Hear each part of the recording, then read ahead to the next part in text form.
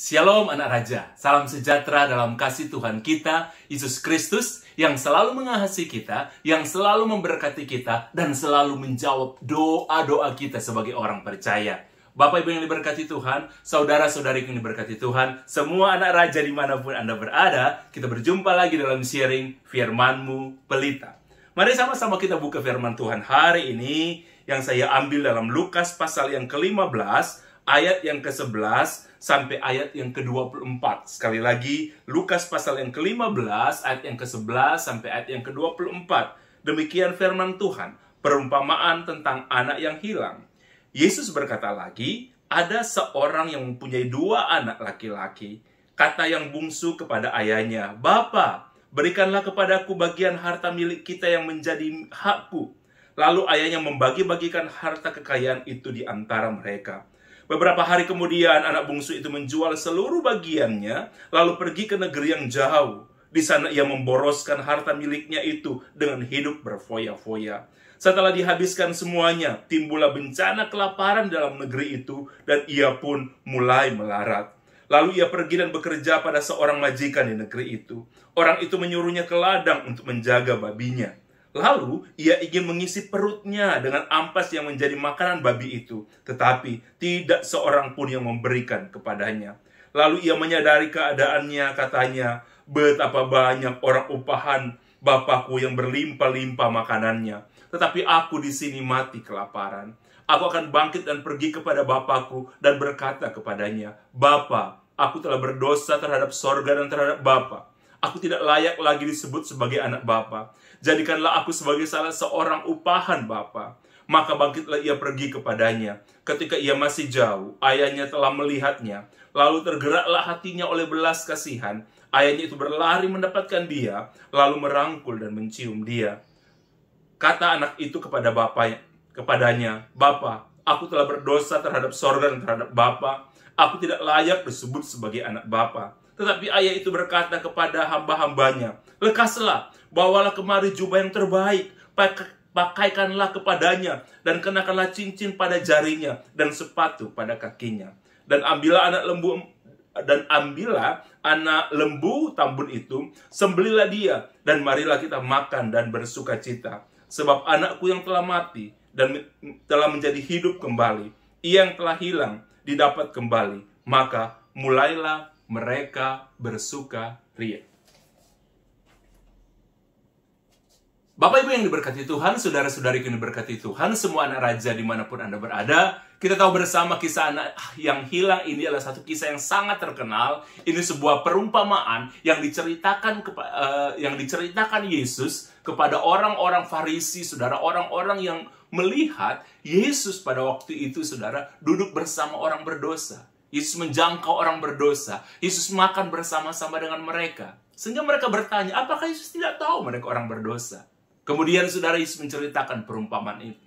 Ada 3 perumpamaan sebenarnya Yesus ceritakan. Tentang dirham yang hilang, kemudian domba yang hilang, dan terakhir, yang paling tinggi, dia bercerita tentang anak yang hilang. Kalau saudara belajar dari sini, saudara, ketika dirham hilang, pemilik dirham mencari dirham itu. Ketika domba hilang, sang gembala mencari domba yang hilang itu. Tetapi ketika seorang anak yang hilang, saudara perhatikan di sini, itu yang lain daripada 2 kisah sebelumnya. Di sana diceritakan bapaknya tidak mencari anak yang hilang itu. Bapaknya tidak mencari, tapi pintu rumah sang ayah selalu terbuka buat anak itu. Anak inilah yang memutuskan untuk kembali. Anak inilah yang menyesal, kemudian dia bertobat dan dia kembali. Sekali lagi, dirham yang hilang, pemilik dirham, seorang wanita, mencari. Domba yang hilang, pemilik domba mencari. Tapi ketika anak yang hilang, saudara, bukan bapak yang mencari, tapi anak itu yang kembali. Tapi mari kita lihat dulu, saudara, kisah secara keseluruhan tentang anak yang hilang ini. Jadi satu kali, saudara, Yesus menceritakan ada seorang bapak yang kaya raya. Dia memiliki 2 orang anak laki-laki. Kemudian satu hari anak yang paling bungsu, saudara, sekali lagi yang paling bungsu, datang kepada bapaknya dan kemudian meminta hak warisnya. Dan bapaknya, saudara, tidak menolak. Bapaknya memberikan kepada anak itu.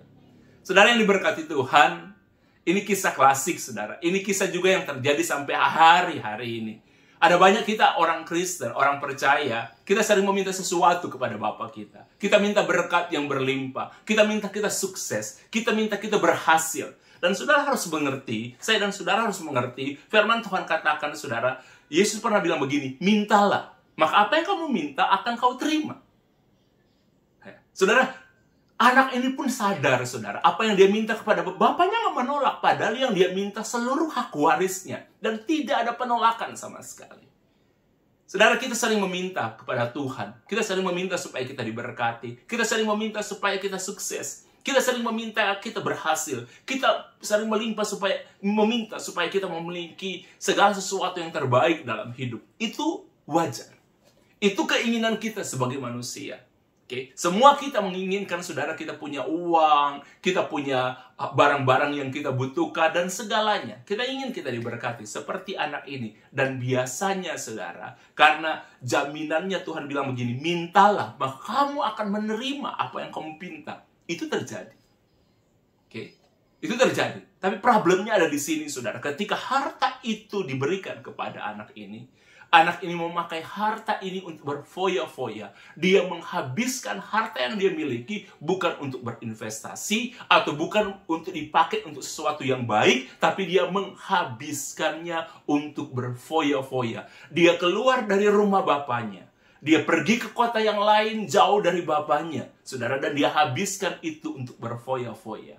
Saudara, ada banyak kita, kadang-kadang orang percaya, selama puluhan tahun saya melayani Tuhan, saya sudah pun melihat hal-hal seperti ini.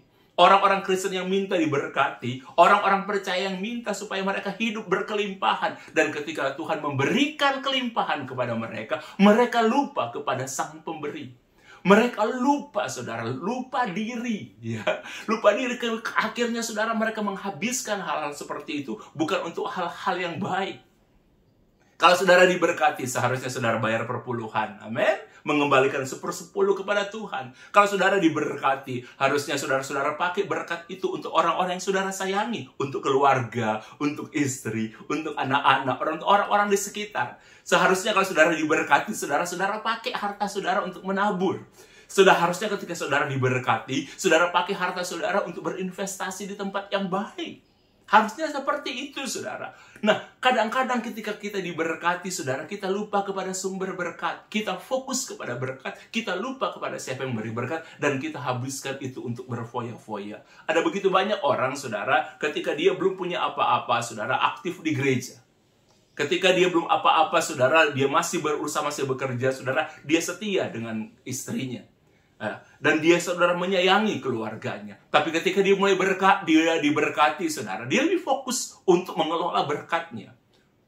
Banyak orang ketika telah diberkati, saudara, itu justru jauh dari Tuhan. Yang dulunya punya waktu untuk melayani Tuhan, yang dulunya punya waktu untuk setiap hari Minggu datang ke gereja, tiba-tiba nggak bisa ke gereja lagi, saudara.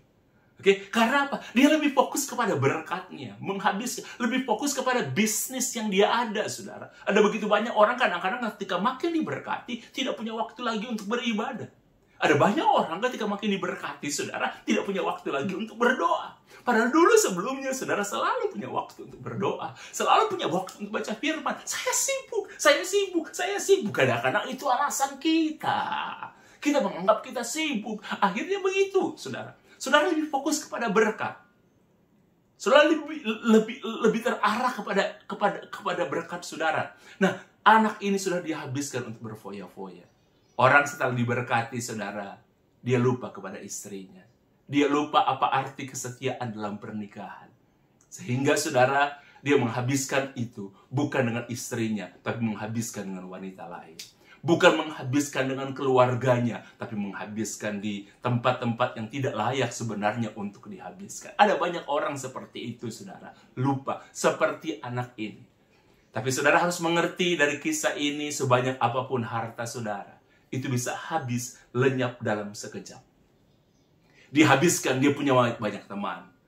Dia punya banyak sahabat. Dia punya orang-orang, saudara, yang memuja dia. Tapi ketika semuanya habis, firman Tuhan katakan, saudara, semua teman-temannya meninggalkan dia. Jadi selama ini teman-temannya berteman dengan dia berdasarkan uang yang dia miliki. Ya, selama ini teman-temannya berteman dengan dia, saudara, berdasarkan pemberiannya. Oke, bukan karena berdasarkan hubungan. Oke, habis semuanya. Sehingga dia tidak punya apa-apa lagi. Uangnya habis dan dia tidak punya apa-apa lagi. Dan saudara tahu, firman Tuhan jelaskan lebih jelas lagi. Ketika dia kehabisan uang, di situ Yesus katakan, Yesus menggambarkan dengan sangat baik, ada bencana kelaparan di negeri di mana dia tinggal. Sudah nggak ada uang, saudara, ada bencana kelaparan. Berarti semakin sulit untuk mencari uang, mencari makan. Kalau mungkin negeri itu berlimpah-limpah, dia mudah untuk mencari makan. Sudah nggak punya uang, negeri di mana dia melarikan diri, dia pergi, saudara, sedang mengalami kelaparan.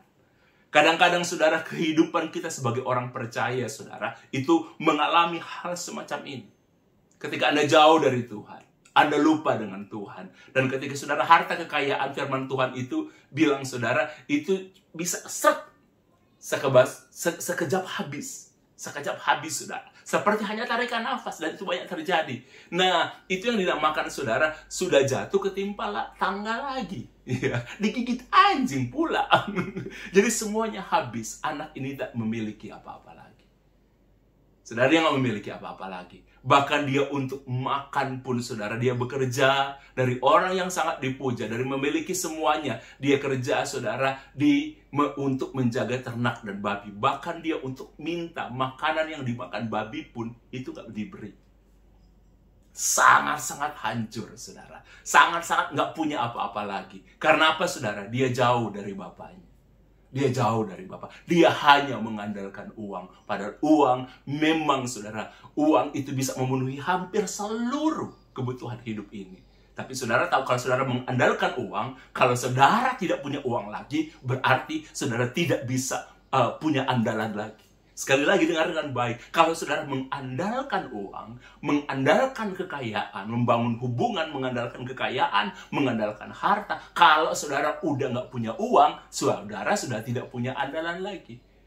Saudara, kita dalam Tuhan bisa kehilangan uang. Dalam Tuhan, saudara, kita bisa kehilangan apa yang kita miliki. Tapi kalau kita mengandalkan Tuhan, saudara, kalau kita kehilangan uang, kita tetap masih bisa diberkati. Karena andalan kita Tuhan, bukan uang. Anak ini mengandalkan uang. Ketika dia kehilangan uang, dia udah nggak punya andalan lagi. Tapi kalau saudara mengandalkan Tuhan, kalaupun saudara kehilangan semuanya, saudara masih punya Tuhan. Oke? Tuhan bisa memberkati saudara. Dia bisa buka jalan. Kalau uang terbatas. Kalau dia udah lenyap, lenyaplah semuanya. Oke? Dan tapi yang luar biasa, Yesus menggambarkan anak ini. Akhirnya dia menyadari, dia ingat, di rumah Bapakku semuanya berlimpah. Di rumah Bapakku semuanya itu ada. Akhirnya, saudara, anak ini, saudara, menyesal dengan apa yang dia ambil. Keputusannya untuk menjual hartanya dan jauh dari bapaknya. Oke? Dia akhirnya menyesal. Kemudian dia memutuskan untuk kembali kepada Bapa. Tapi dia berpikir kayak gini. Cara berpikirnya udah berubah. Dia bilang, dia akan kembali kepada Bapa dan mengatakan kepada Bapa, saya tidak layak lagi menjadi seorang anak. Saya ini layaknya menjadi seorang budak. Jadi seorang hamba di rumah Bapa. Oke. Saudara, orang biasanya, saya selalu ingin bilang, dalam pengalaman saya dalam melayani, saudara, orang, kalau dia udah jauh dari Tuhan, saudara, cara berpikirnya pasti beda. Orang berdosa, biasanya cara berpikirnya itu berdosa. Benar, mentalnya berdosa. Orang bersalah, biasanya cara berpikirnya itu salah. Dan mentalnya juga salah. Ya benar, saudara. Karena dia ada di kandang babi, cara berpikirnya pun seperti itu, saudara. Dia nggak punya apa-apa, cara berpikirnya pun buruk. Cara berpengaruh sekali, saudara. Ya, sekali lagi, kalau orang berdosa, cara berpikirnya pasti berdosa. Mentalnya pasti penuh dengan dosa juga. Orang kalau bersalah, cara berpikirnya pasti salah. Coba, saudara mencuri. Ya, contoh yang paling sederhana, saudara mencuri. Ya, ada gerakan orang, saudara curiga. Kemungkinan dia tahu saya nyuri. Benar? Ya kan? Kemungkinan besar dia tahu. Coba orang yang selingkuh, saudara. Kayak gitu juga kan. Gerakan, dia penuh ketakutan, saudara. Ada kayak gini, udah mulai curiga. Ada seperti ini aja, saudara, udah mulai takut. Saudara tahu kenapa? Karena, saudara, orang kalau salah, cara berpikirnya itu pasti salah. Demikian pun dengan anak ini. Padahal dia statusnya anak. Tapi berpikirnya sudah jadi hamba. Oke, tapi itu walaupun begitu, saudara, anak ini dia menyesal. Dan dia datang kepada bapaknya, dan dia bilang kepada bapaknya, "Bapak, jadikan aku hamba." Tapi bapaknya, saudara, hebatnya, ini hatinya Tuhan buat saya dan saudara. Yesus menggambarkan hati Bapa. Yesus menggambarkan hati Tuhan kepada setiap manusia. Ketika anak itu kembali, Bapak itu tidak pernah bertanya, "Di mana harta Papa? Oke, di mana warisan kamu? Kamu habiskan untuk apa?" Tidak ada pertanyaan semacam itu. Bapaknya sambut dia, saudara, tanpa ada pertanyaan, tanpa ada tuduhan, tanpa ada nasihat, saudara, nggak ada. Karena yang paling penting, anak itu sudah kembali. Makanya bapaknya bikin pesta. Yang paling penting, anaknya itu sudah kembali, saudara. Anaknya itu sudah bertobat. Sekali lagi, bapak tidak mencari anak yang kembali. Tapi anak yang harus kembali, saudara. Karena itu, pertobatan itu keputusan pribadi. Sekali lagi, saudara, kenapa anak bapaknya mencari? Karena, saudara, pertobatan itu keputusan pribadi. Saudara, penyesalan sejati adalah pertobatan. Ada banyak orang menyesal tapi tidak bertindak. Ada banyak orang mungkin menyesali dosanya, ini salah, tapi tetap hidup dalam dosa. Tapi tetap tidak mau bergerak, saudara. Anak ini, saudara, sekali lagi, pertobatan sejati, saudara. Penyesalan sejati adalah pertobatan. Karena bertobat itu berarti berubah. Oke, ada banyak orang yang sedang menyesal tapi tidak bertobat, tidak mau berubah. Pertobatan sejati itu adalah perubahan. Penyesalan sejati itu adalah pertobatan dan itu berubah.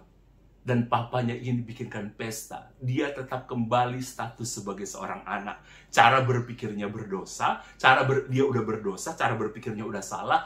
Tapi bagi bapak yang paling penting, anak ini udah kembali. Dia diberi jubah, dia diberi cincin, dia diberi sepatu, dan dibuatkan pesta. Seluruh hak, seluruh status anak itu dikembalikan oleh Bapak. Bapak Ibu yang diberkati Tuhan, begitulah Tuhan. Itulah hati Bapak yang sesungguhnya untuk anak-anak. Itulah hati yang sesungguhnya, saudara, Tuhan bagi saya dan saudara. Dia selalu mengharapkan kita kembali. Kadang-kadang ada orang bilang begini, ada orang kan dulu aktif di gereja, kemudian tiba-tiba dia menghilang, ya, kemudian tiba-tiba dia pergi. Kenapa ya? Sulit untuk orang-orang seperti itu untuk dipulihkan, saudara. Oke? Orang itu berharap, orang gereja yang akan datang, atau Tuhan yang akan datang mencari dia. Oke? Kalau Anda mungkin orang berdosa dulu, tidak pernah ke gereja, makanya paling sulit, saudara, bertobat itu orang yang sudah sempat mencicipi kasih karunia. Biasanya paling sulit dinasihati untuk bertobat, untuk berubah, itu orang-orang yang sudah pernah melayani Tuhan. Orang-orang yang sudah menerima kasih karunia, biasanya itu paling sulit untuk dinasihati. Paling sulit, saudara, biasanya keras kepala. Oke? Nah, jadi Yesus ini menggambarkan anak yang hilang ini menyadari, dia menyesal dan dia bertobat. Ada banyak orang kalau sudah pernah dalam kasih karunia, dia menyesal tapi tidak mau bertobat, tidak dipulihkan. Menyesal tanpa pertobatan berarti tidak ada pemulihan. Tapi kalau Anda menyesal dan ada pertobatan, berarti akan ada pemulihan. Ingat baik-baik itu, saudara. Dan ketika anak itu kembali, dibuatkan pesta. Diberi semua yang terbaik. Seluruh haknya dikembalikan. Saudara, saya telah belajar, saya telah melihat banyak orang. Ada orang-orang yang dulu akhirnya dia menelayani Tuhan. Dia hidup dalam kasih karunia. Kemudian dia keluar. Dia terbuai dengan harta benda. Dia terbuai dengan kesuksesan. Dia keluar dari Tuhan, saudara. Kemudian, saudara, akhirnya dia habis. Dia mengandalkan harta kekayaan. Ketika harta kekayaannya hilang, dia udah nggak ada andalan lagi. Bertobat dan kembali. Biasanya dikembalikan Tuhan, saudara. Bahkan lebih dari apa yang saudara dapat. Amin, ya, saya melihat itu, saudara. Beberapa orang yang bertobat benar-benar, saudara, sungguh-sungguh, saudara, itu dikembalikan Tuhan lebih. Bahkan saya, saudara, punya seorang yang saya kenal dengan sangat baik. Saya panggil beliau dengan kakak, saudara. Ketika beliau bertobat, ketika sungguh-sungguh dia menyesal, saudara, apa yang dia terima, ya itu lebih dari apa yang dia terima di sebelumnya. Oke, itu anak yang hilang, saudara. Anak yang hilang, dia menyesal, kemudian dia kembali. Saya menceritakan, saudara, kepada saudara, ya, ada sebuah kesaksian tentang sesuatu yang hilang, saudara, yang kadang-kadang sulit untuk diperbaiki kalau Anda nggak bertobat. Saudara, satu kali saya dihubungi oleh seseorang untuk ketemu, untuk berbicara, untuk konseling. Dia bilang sama saya orang itu bilang kepada saya, Pak Nixon, saya mengenal Pak Nixon sudah lama. Mungkin Pak Nixon tidak kenal saya, tapi saya lama mengenal Pak Nixon. Bahkan saya ikuti Pak Nixon dulu, bahkan ketika Pak Nixon masih banyak khotbah di youth, kemudian banyak khotbah di radio, siaran Bapak Nixon, kemudian juga saya sangat suka. Bahkan kalau Pak Nixon khotbah di gereja, saya sangat suka. Nah, dia bilang begini, Pak Nixon, saya ingin ketemu dengan Pak Nixon. Akhirnya kami janjian, saudara, saya nanti datang dengan istri, dia katakan. Oke, saudara, akhirnya saudara kami ketemu. Kami ketemu bersama-sama, saudara, di sebuah tempat. Karena dia datang dengan istri, saya bilang, Pak, kita bertemu, karena saya selalu bilang sama saudara, kalau saya bertemu dengan suami istri, saya jarang sekali kalau saya belum kenal dengan baik, mau konseling di rumah, saudara. Saya lebih suka di tempat umum, saudara. Di hotel, di restoran, atau apa, supaya lebih baik, saudara. Kalau di rumah sering kacau, kalau suami istri konseling, saudara. Sering kacau. Itu pengalaman saya. Nah, kami ketemu di sebuah restoran, saudara, dan agak private. Dia pakai ruang tersendiri, kami ngomong bersama-sama. Dia bilang begini sama saya, Pak Nixon, ini istri saya, dan istrinya biasa-biasa. Saya juga nggak pernah menyangka apa yang akan terjadi, saudara. Saya pikir hanya konseling suami istri, ya. Mereka umurnya sudah cukup senior, saudara, ya. Sudah 50 tahun up, umur suami istri. Hampir 60, saudara, suami istri ini usianya. Mereka bercerita kepada saya, mereka sharing kepada saya. Suaminya terutama bilang, Pak Nixon, saya kenal Pak Nixon lama. Mungkin Pak Nixon tidak mengenal saya, tapi saya bilang, Pak, rasanya saya pernah lihat Bapak di gereja. Mungkin, ya, oke, terima kasih Pak Nixon. Dia cerita, dia bilang, puji Tuhan Pak Nixon, saya punya 2 anak.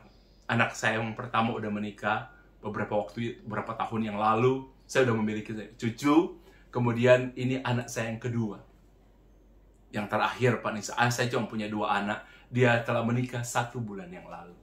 Saya sudah merencanakan ini sangat lama, Pak Nixon. Saya menunggu sampai anak kedua saya menikah.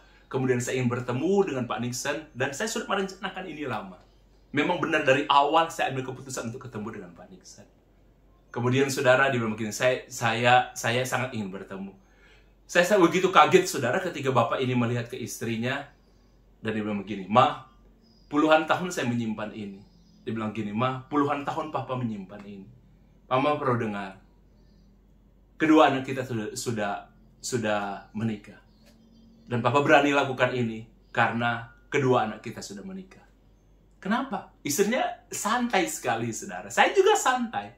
Dia bilang begini, Pak Nixon, saya memutuskan hari ini untuk berpisah dengan istri saya, untuk cerai. Saya kaget, saudara. Istrinya kaget. Lu kenapa? Kenapa? Lu, ada apa? Semuanya kita baik-baik aja. Semuanya baik-baik aja. Loh, iya. Saudara, suaminya bilang, Pak Pendeta Nixon, dia bilang sama istrinya, Mama selama ini kan selingkuh. Istrinya kaget, enggak, bagaimana kamu bisa menuduh saya seperti itu? Pokoknya ada omongan seperti itu. Dan suaminya mengeluarkan bukti. Bahkan hanya beberapa tahun, 2 tahun setelah mereka menikah, istrinya itu pernah selingkuh. Bahkan bukan cuma sekali, beberapa kali, saudara. Dan suaminya punya bukti, istrinya begini, enggak, Pak Pendeta Nixon, tolong ngomongin suami saya, Pak Nixon. Suaminya mulai mengeluarkan foto-foto, bukti-bukti. Hah? Wah, berarti selama ini kamu memata-matai saya. Itu Pak Nixon, tolong nasihati. Kenapa dia tidak menghargai hak? Wah, pokoknya saudara, istrinya hari itu seakan-akan menyadari. Suaminya memberikan bukti-bukti. Kamu selingkuh kan? Saya diam selama ini.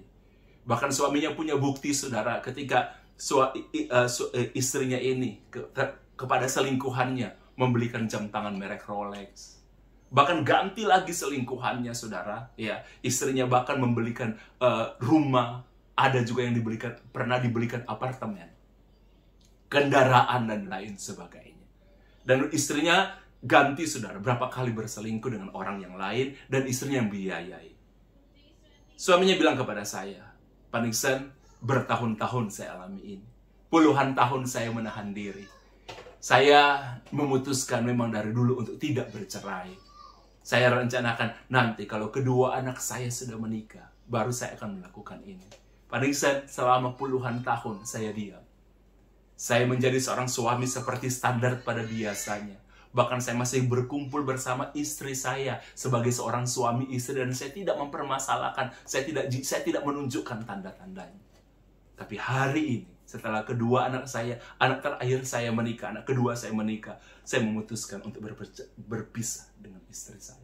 Istrinya nangis, nggak mungkin, dan lain sebagainya. Dan akhirnya saudara, istrinya sempat minta maaf memang, sorry apa semua. Di ruangan itu, cuman istrinya terlalu gimana, karena kita di sebuah restoran. Wow. Saya diam, saudara. Saya terpanah dengan itu. Saya nggak nyangka, saudara, itu akan terjadi. Wow. Wow. Tapi itu yang terjadi, saudara. Itu yang terjadi. Pulang, dan suaminya memutuskan langsung pisah rumah. Dan ternyata singkat ceritanya, saudara, saudara, anak mereka yang paling tua, seorang anak laki-laki, itu tahu mamanya itu berselingkuh. Setelah semuanya itu, mereka pertemuan keluarga tanpa ada yang lain, hanya suami, istri, dan anak-anak, mantunya dia tidak undang untuk berbicara, hanya dia dan anak-anaknya. Dan dia ceritakan keputusannya dia. Dan yang luar biasa, yang kadang saya nggak bisa prediksi, anak-anaknya bisa mau terima. Dan anaknya laki-laki itu sempat bilang, itu bapak ini menceritakan kepada saya, saudara. Saya tahu apa yang dilakukan oleh mama. Yang saya hormat dari papa bisa puluhan tahun, papa bisa bertahan dalam keadaan semacam ini. Dan akhirnya, saudara, memang awalnya bapak ini mau supaya ada persidangan, saudara, cerai secara formal. Tapi ternyata sampai pada akhirnya tidak ada perceraian secara formal. Dan beberapa waktu kemudian, saudara, istrinya sempat jatuh sakit. Bahkan suaminya begitu, saudara, nggak mau lihat. Sampai akhirnya, saudara, tapi nggak diekspos kemana-mana, saudara. Sampai istrinya, saudara, akhirnya meninggal. Ya, itu sudah beberapa tahun yang lalu kejadian seperti ini, saudara, terjadi. Saudara yang diberkati Tuhan. Hal-hal yang saya berharap sih mereka tidak berpisah sampai seperti itu. Tapi saudara lihat, itu yang terjadi dalam kehidupan ini sebagai orang percaya. Ketika saudara melakukan sebuah kesalahan, dan saudara hidupi dosa itu, dan saudara tidak ada menyesal, tapi tidak mau bertobat. Sekali lagi, pertobatan itu bisa berubah. Artinya, berubah. Anak yang hilang ini, saudara, dia salah, dia berdosa, dia habiskan uangnya. Tapi ketika dia bertobat, saudara, dia menyesal, dia berubah. Oke, itu poin dari anak ini. Sehingga bapaknya itu sambut. Bapaknya nggak cari dia. Bapaknya nggak cari. Sekali lagi, saudara, dirham yang hilang, pemilik dirham cari. Domba yang hilang, pemilik domba cari. Anak yang hilang nggak dicari oleh bapaknya. Anak ini yang harus bertobat dan dia kembali. Saudara, pertobatan sejati itu, penyesalan sejati itu pertobatan dan perubahan. Bukan hanya bertobat. Kisah yang tadi itu agak tragis akhir ceritanya, saudara. Anak yang hilang ini, saudara, akhirnya happy ending. Tapi saudara, kisah yang saya ceritakan tadi itu agak tragis. Tapi itulah kenyataan yang pernah terjadi. Jadi saudara, kalau hari ini, saudara mungkin sedang hilang. Sebagai istri, saudara sedang hilang. Sebagai suami, mungkin saudara sedang terhilang. Sebagai anak, mungkin saudara terhilang.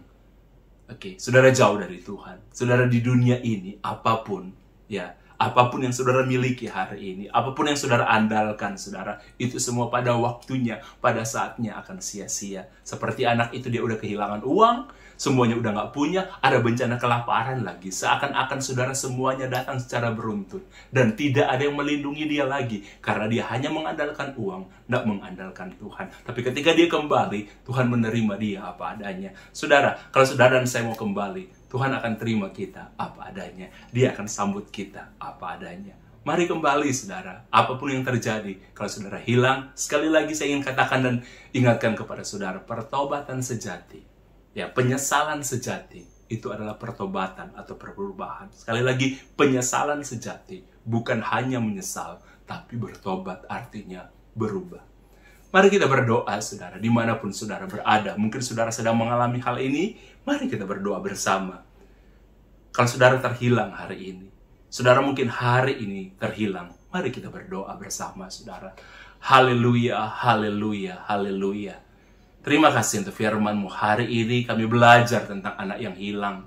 Kami belajar Tuhan, kadang-kadang kami manusia jauh dari Engkau. Kadang-kadang kami manusia begitu angkuh ketika kami punya jabatan. Ketika kami angkuh, ketika kami memiliki harta kekayaan. Sehingga kami lupa diri. Kami lupa bahwa semuanya berasal dari Tuhan. Kami jauh dari Tuhan. Tuhan, hari ini aku berdoa, biarlah dalam nama Tuhan Yesus Kristus, semua dimanapun Tuhan, anak raja ada, dan mereka ingin kembali Tuhan. Pulihkan mereka. Di dalam nama Yesus, ada pemulihan bagi setiap orang yang pernah terhilang. Ada pemulihan bagi setiap orang yang mau menyesal dan bertobat. Bukan sekedar menyesal, mau menyesal dan berubah. Terima kasih Tuhan, berkati kami semua dalam nama Tuhan Yesus Kristus. Haleluya, puji Tuhan. Amin. Oke anak raja, kita jumpa lagi di waktu yang akan datang. Tuhan memberkati kita semua.